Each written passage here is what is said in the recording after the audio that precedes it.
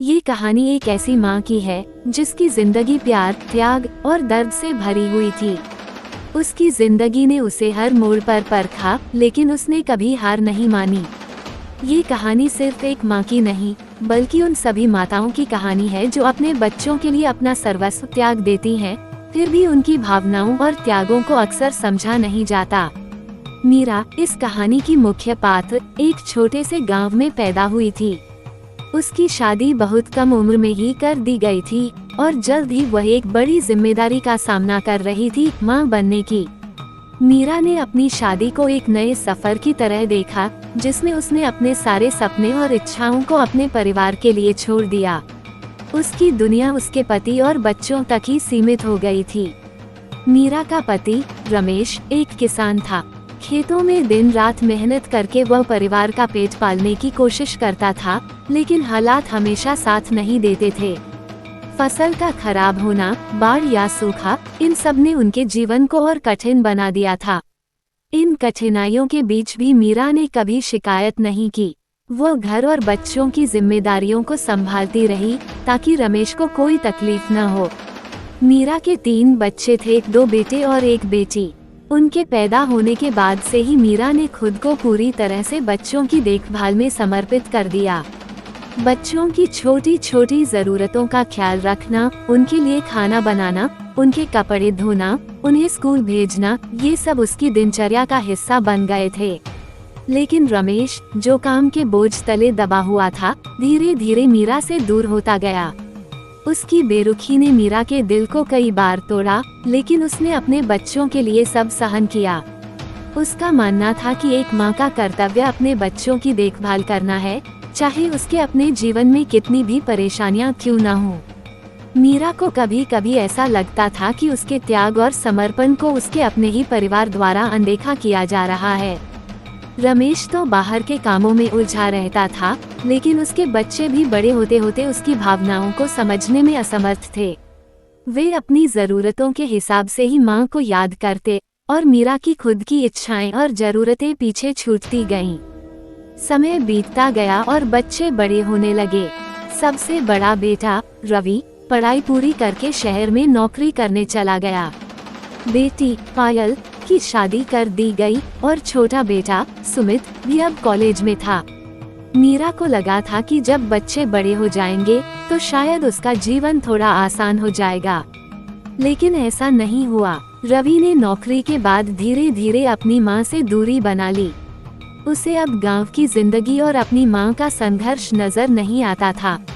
वह अब अपने शहर की चमक दमक में खो गया था। फोन पर भी उससे बात करने में अन्ना सा रहता। मीरा का दिल इस बदलाव को सह नहीं पाता था, लेकिन उसने कभी बच्चों से शिकायत नहीं की। पायल की शादी के बाद ससुराल वाले उसे काम में उलझाए रखते थे, जिससे वह भी अपनी मां से दूर होती चली गई। मीरा के मन में अब एक खालीपन बस गया था। वह सारा दिन अपने घर में अकेली रहती। कभी कभी उसकी आंखों से आंसू बहने लगते, लेकिन उसे संभालने वाला कोई नहीं था। रमेश भी अब बीमार रहने लगा था और घर के खर्चे और बढ़ते जा रहे थे। छोटा बेटा सुमित, जो अब कॉलेज में था, मीरा की उम्मीदों का आखिरी सहारा था, लेकिन समय के साथ वह भी बदल गया। दोस्तों के साथ उसकी संगत खराब हो गई और उसने मां से पैसे मांगने शुरू कर दिए। अगर मीरा मना करती तो वह गुस्से में चिल्लाने लगता और कई बार उसे अपमानित भी करता। एक मां के लिए अपने ही बच्चे से ऐसे शब्द सुनना किसी सजा से कम नहीं था। मीरा का दिल रोज रोज टूटता रहा, लेकिन उसने अपने बेटे के भविष्य के लिए ये सब सहन किया। मीरा ने अपने जीवन का हर पल अपने परिवार को समर्पित किया था, लेकिन अब उसके पास कुछ भी नहीं बचा था, न उसका सम्मान, न उसकी खुशियाँ, न उसका स्वाभिमान। उसने सब कुछ अपने बच्चों और परिवार के लिए त्याग दिया था, लेकिन बदले में उसे सिर्फ उपेक्षा और अपमान ही मिला।